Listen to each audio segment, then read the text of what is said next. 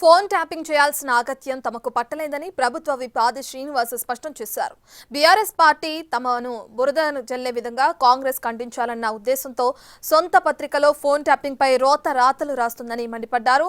ఇక గాంధీ భవన్ లో మీడియాతో మాట్లాడిన ఆయన ఫోన్ ట్యాపింగ్ లో సూత్రధారులు పాత్రధారులు తేలాల్సి ఉందన్నారు. ట్యాపింగ్ విషయం బీఆర్ఎస్ తీరు దొంగే దొంగ అన్నట్లు ఉందని ఆగ్రహం వ్యక్తం చేశారు.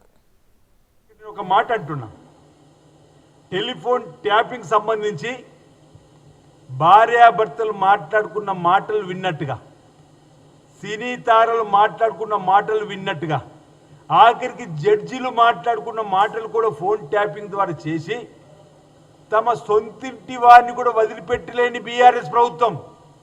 మీ మంటల మీ మాట కవిత ఇప్పుడు ఎమ్మెల్సీ గారు కూడా మా ఫోన్ కూడా ట్యాపింగ్ అన్నట్టు జరిగింది అనేటువంటి మాట అంటుంటే ఇక మీరు ఎవరిని విశ్వసిస్తారని చెప్పని అంటున్నా, మీరు ఎవరిని విశ్వసిస్తారని చెప్పంటున్నా.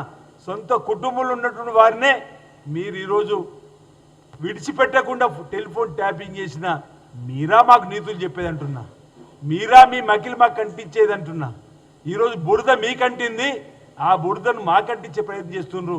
మేము ఎన్నటికీ కూడా ట్యాపింగ్లో పోయేది లేదు.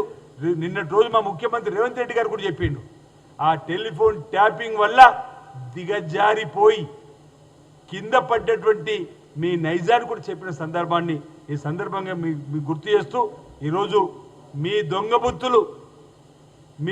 బుద్ధులు మాకు అసలే లేవు, మాకు అసలే అక్కర్లేదన్న మాట ఈ సందర్భం చెప్తూ, మాకు అగత్యం పట్టలేదు, టెలిఫోన్ ట్యాపింగ్ చేయవలసినటువంటి అవసరం లేదన్న మాట కూడా ఈ సందర్భంగా నేను తెలియజేస్తూ, ఎందుకంటే